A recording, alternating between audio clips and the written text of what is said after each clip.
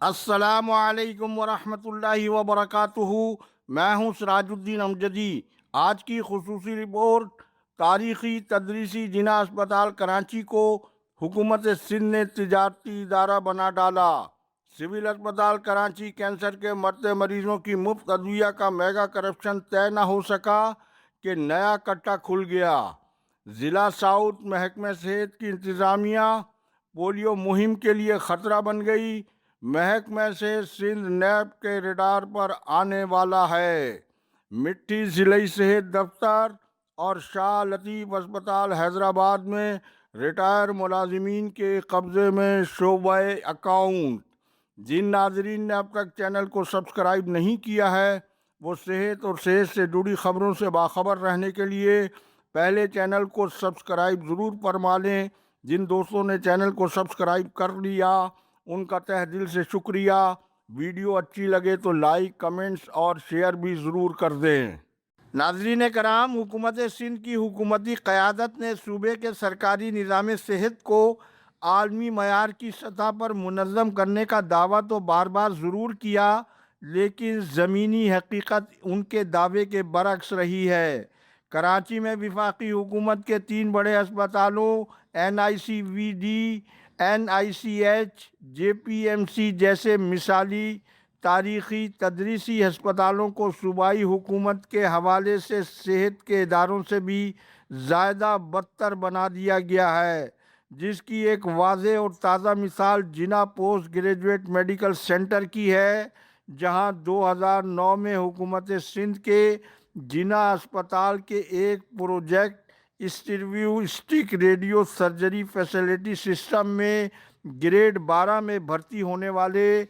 Doctor عثمان steno computer operator fix تنخواہ 49,000 روپے پر بھرتی ہوئے، لیکن 2012 میں نہ صرف ان کو مستقل کر دیا گیا بلکہ انہیں گریڈ 14 سے بھی نوازا گیا،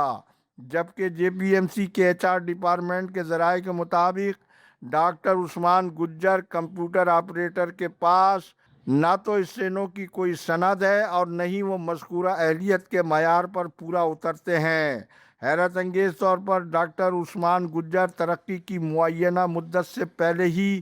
کسی خود ساختہ ترقی کے طریقہ کار سے گریڈ 16 میں ترقی پا کر گزشتہ کئی سالوں سے دوران سرکاری ملازمت یہ اپنے حقیقی بھائی نعمان علی کے ذریعے خلاف قانون ہسپتال میں مومی انٹرپرائزز نامی کمپنی سے جینیٹوریل کمپنی اور میڈیکل ایکوپمنٹس مینٹیننس کے پارٹس کے علاوہ سیکورٹی کمپنی، کینٹین کے ٹھیکوں کے علاوہ کرپشن کی کھلی مار دھاڑ کے میدان میں فرنٹ فٹ کے یہ بے ہوشی کے ڈاکٹر عدیل سمو کے ساتھی اور ان دونوں کی یہ جوڑی کرپشن کا بازار گرم کیے ہوئے ہے۔ محکمے کے مالی سسٹم کو کمزور کرنے کے خفیہ منصوبے پر یہ کاربند بتائے جاتے ہیں۔ سرکاری ملازمت کے دوران اسی ملازمت والے ادارے میں حقیقی بھائی نعمان علی کے ذریعے ان کی تجارتی سرگرمیوں کا ناقابل تردید ثبوت FBR میں ان کی کمپنی کا دفتر، ان کی سرکاری رہائش گاہ 13/10 JPMC اسٹاف کالونی ہے۔ FBR کی رجسٹریشن کا عکس آپ ہماری اسکرین پر ملاحظہ فرمائیں۔ آپ نے عکس ملاحظہ فرمایا۔ مزید تحلقہ خیز تفصیل انشاءاللہ کل کی رپورٹ میں۔ ناظرین کرام، ڈاکٹر روت کے ایمپاور سول اسپتال کراچی میں کینسر کے مرتے مریضوں کا میگا اسکینڈل جو 33 کروڑ روپے کا ہے یا 66 کروڑ روپے کا، لیکن مذکورہ کیس میں حکومتی جماعت کی ذیلی تنظیم کی 2 نامور شخصیات نیاز خاصخیلی اور اقبال چنہ تاحال معطل ہیں۔ یہ اور بات ہے کہ میڈم منسٹر ڈاکٹر عذرا فضل پیجو کے فیورٹ MS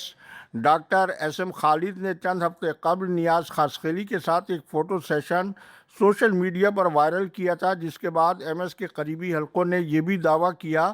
کہ نیاز خاصخیلی نے دوبارہ جوائننگ دے دی ہے، لیکن ان تمام باتوں کا حقیقت سے کوئی تعلق نہیں۔ عدالت میں مذکورہ کیس زیر سماعت بتایا جا رہا ہے ادھر گزشتہ دنوں ایک بار پھر کینسر کے مرتے مریضوں کی دوا کے کارٹن چوری پر ایم ایس کا تھنڈر اسکواڈ حرکت میں آ گیا، لیکن ہینڈ آؤٹ کے مطابق تفتیش کے لیے 2 مشتبہ ملازمین کو تھانے منتقل کیا گیا اور پھر خود سول اسپتال کے میڈیکل سپرنٹینڈنٹ کی جانب سے واقعے کی تردید بھی کر دی گئی۔ سوال یہاں یہ پیدا ہوتا ہے کہ سول اسپتال میں سی سی ٹی وی کا جو جدید نیٹ ورک کام کر رہا ہے، کیا وہ آج کل غیر فعال ہے کہ ملزمان کو تفتیش کے لیے تھانے منتقل کرنا پڑا؟ جبکہ خبر کے اندر کی خبر کے مطابق کینسر کے مریضوں کی مفت ادویہ کا سالانہ بجٹ 44 کروڑ روپے ہے اور زکوٰۃ کا فنڈز بھی سالانہ 4 کروڑ روپے کو اگر اس میں شامل کر لیا جائے تو مجموعی طور پر کینسر کے مریضوں کی مفت دوا کا یہ بجٹ 88 کروڑ روپے کا ہے۔ لیکن حیرت انگیز طور پر گزشتہ 3 سال سے کینسر ادویہ کی خریداری میں وارڈ میں موجود ایف سی پی ایس کے آنکولوجسٹ کو مذکورہ ٹینڈر سے باہر کیوں رکھا جا رہا ہے اور وارڈ میں موجود R M O doctor Shumaila سے ہی آرڈر لکھوانے یا بنوانے میں کینسر کی دواؤں میں ان کی اہلیت کا کیا معیار ہے؟ پھر بنگلہ دیش کی دوائیں ایک ہی کمپنی ہیمل کو ہی کیوں اس سلسلے میں نوازا جا رہا ہے جس کمپنی نے ڈریب سے مبینہ ملی بھگت کے ذریعے اپنی نہایت کم قیمت دواؤں کے ریٹ ملٹی نیشنل کمپنی کے مقابلے میں 10-15 روپے کا فرق رکھ کر صرف کینسر کے پہلے اسٹیج کی دوا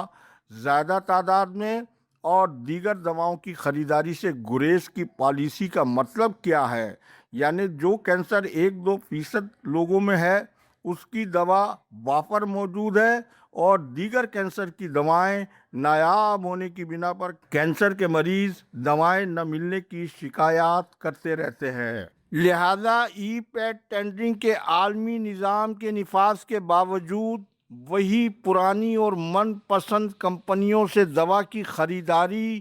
اور ان دواؤں کا غیر معیاری ہونا اور پھر مذکورہ دواؤں کی خریداری میں شفافیت پر ایک بہت بڑا سوالیہ نشان ہے۔ میڈم منسٹر بھی اتنی معصوم نہیں ہیں اور مذکورہ اعتراضات کا تعلق جہاں اسپتال کی انتظامیہ سے ہے وہیں اس حساس معاملے سے میڈم منسٹر زیادہ جواب دہ ہیں۔ اس حوالے سے وزارت صحت کے جواب کے ساتھ ہمیں اپنے ناظرین کی قیمتی رائے کا بھی انتظار ہے۔ پھر سول اسپتال میں مزید غیر شفاف خریداری کی تہلکہ خیز کہانی انشاءاللہ کل کے پروگرام میں ملاحظہ فرمائیں۔ ضلع ساؤتھ کراچی کے ضلعی صحت افسر ڈاکٹر عبید اللہ شیخ کے حالیہ منمانے انتظامی اقدامات نے نہ صرف ضلع ساؤتھ کراچی میں پولیو کی قومی مہم کو خطرات سے دوچار کر دیا ہے بلکہ حفاظتی ٹیکہ جات کی مہم میں P S O fuel card نامعلوم وجوہ کی بنا پر بھی انہوں نے بند کر دیا ہے، جس سے آؤٹ رینج سائٹس پر پولیو مہم شدید متاثر ہو رہی ہے کیونکہ ویکسینیٹرز کو ماہانہ 20 لیٹر پیٹرول کا کوٹا ان دور دراز علاقوں کے لیے دیا جاتا ہے جہاں عمومی طور کے اوپر جانا ممکن نہیں ہے، لیکن کارڈ کے اجرا کے ساتھ ہی اچانک فیول کارڈ بند کر دیے گئے ہیں۔ اس اقدام نے انسداد پولیو مہم کی کامیابی کے حوالے سے حساس نوعیت کے سوالات کھڑے کر دیے ہیں تو دوسری جانب ایک مشکوک ویکسینیٹر کو اسٹور جیسے حساس نوعیت کی پوسٹ پر کیڈر چینج کی سنگین خلاف ورزی کرتے ہوئے اسٹور کیپر کی اہم اسامی پر تعیناتی اختیارات سے تجاوز کھلی سنگین قانونی خلاف ورزی ہے۔ اسی طرح سے نعمت اللہ جنیجو پہلے جبری ریٹائر ہوا اور دوبارہ 24 اکتوبر 2024 کو ریٹائر ہونے کے باوجود شاہ لطیف ہسپتال لطیف آباد حیدرآباد میں وہ کس قانون کے تحت اب شعبہ اکاؤنٹ کا چارج کھلم کھلا چلا رہے ہیں۔ اسی طرح سے شاہ نواز جنیجو مٹھی ضلعی صحت آفس میں اکاؤنٹ کا چارج اپنے بیٹے شان جنیجو کو سامنے رکھ کر کس قانون کے تحت سنبھالے ہوئے ہیں، جبکہ سندھ گورنمنٹ ہسپتال لیاقت آباد کے عارضی ایم ایس ڈاکٹر عامر ہارون نے گزشتہ روز ایل ڈی این پر آڈٹ رپورٹ وائرل ہونے کے بعد ہسپتال کے ملازمین عمران بٹ اور فیضان کو ریلیو کرنے کے من مانے احکامات جاری کیے اور بعد ازاں ان سے حلفیہ بیان لینے کے بعد مذکورہ احکامات واپس بھی لے لیے۔ یہ کیا عجب ہے، سگنل توڑنے پر عام شہری کو کیمرے لگا کر ای چالان پر ای چالان تو حکومت سندھ بھیج رہی ہے، لیکن محکمہ صحت میں قانون سے کھلے کھلواڑ پر وزارت صحت کب کیمرے لگائے گی؟ وقت ختم ہوا۔ اللہ حافظ۔ پاکستان زندہ باد۔ کرپشن مرد آباد۔ عوام و افواج پاکستان پائیندہ باد۔